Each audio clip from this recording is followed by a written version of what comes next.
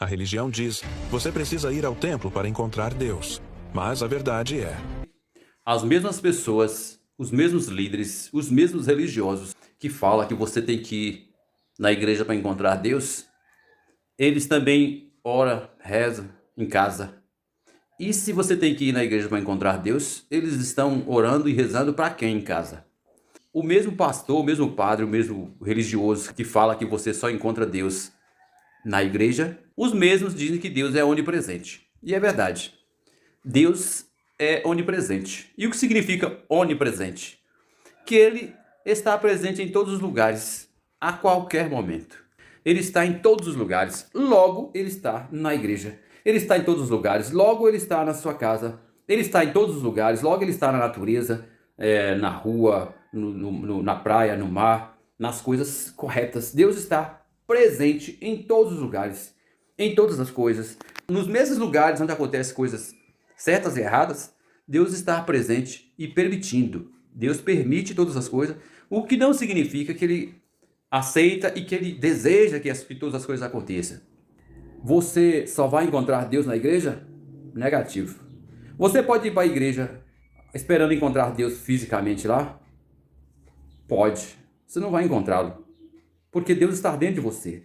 Se você encontrar Deus na igreja, é porque você pode encontrar Ele em qualquer lugar. O problema é que às vezes a sua fé não dá conta de encontrar Ele dentro de você.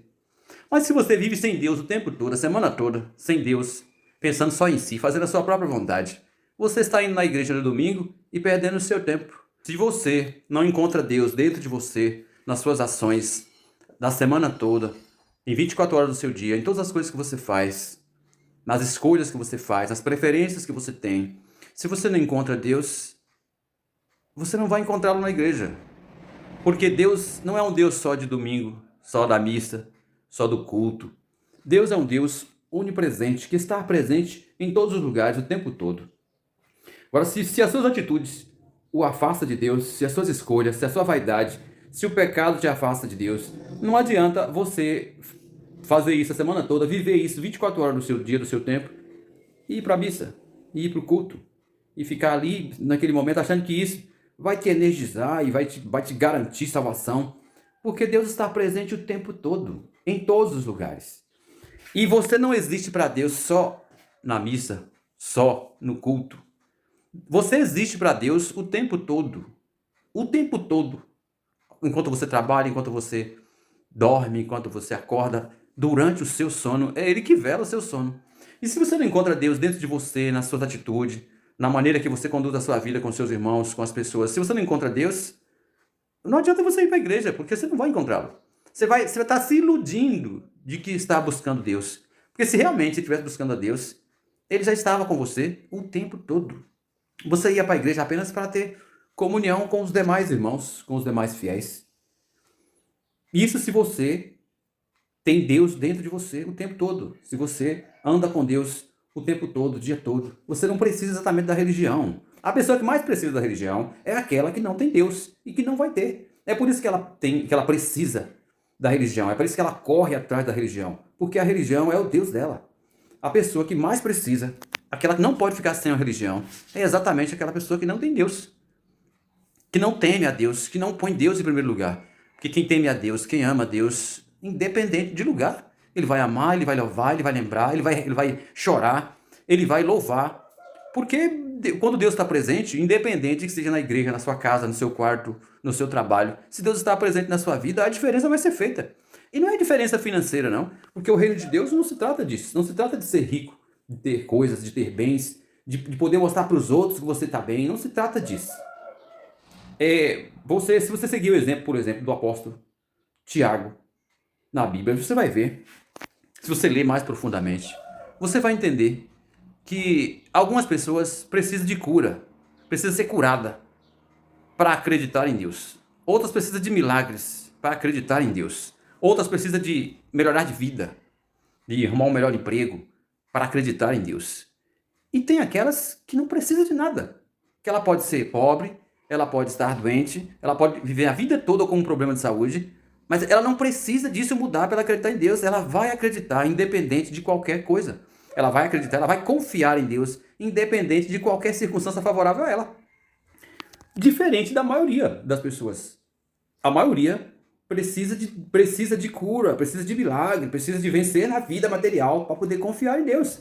Primeiro elas precisam vencer, primeiro elas precisam se dar bem, primeiro elas precisam ver as coisas acontecer na vida delas, em prol delas, em benefício delas, para a partir daí, de uma maneira confortável, elas passar a confiar, porque agora é fácil confiar.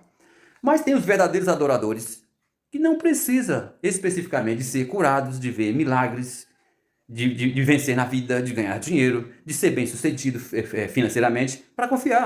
Porque verdadeiramente o que Deus quer de você, o que Deus quer de mim, o que Deus quer de nós, é que a gente confie nele independente de qualquer coisa favorável a nós. Independente de que a gente recebeu uma cura, de que a gente nasceu bonito ou feio aos olhos humanos, porque para Deus somos todos iguais.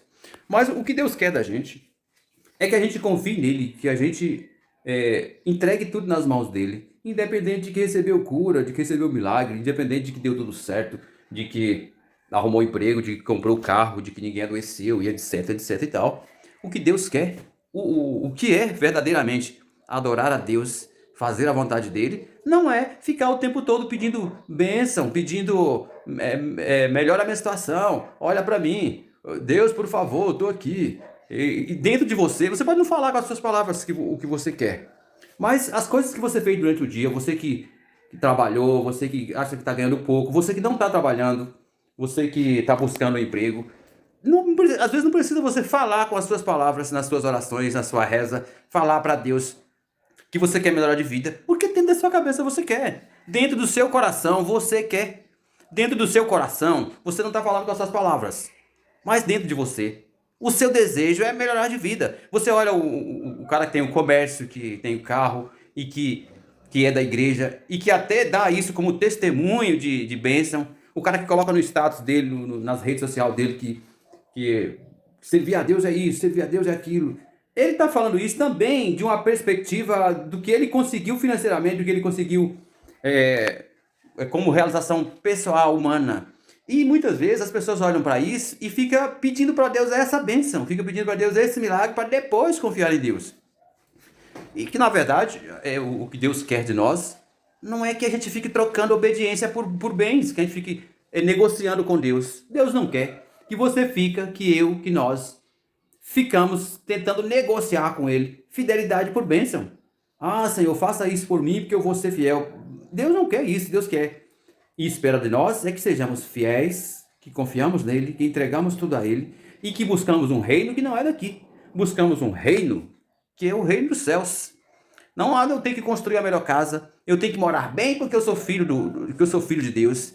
Porque desde quando você tem, não, é porque Salomão foi rico, eu tenho que ser, na minha vez eu não vou ser, não é bem por aí. Você precisa, pelo menos, você devia, pelo menos, ler a história toda de Salomão e ver por que ele foi rico.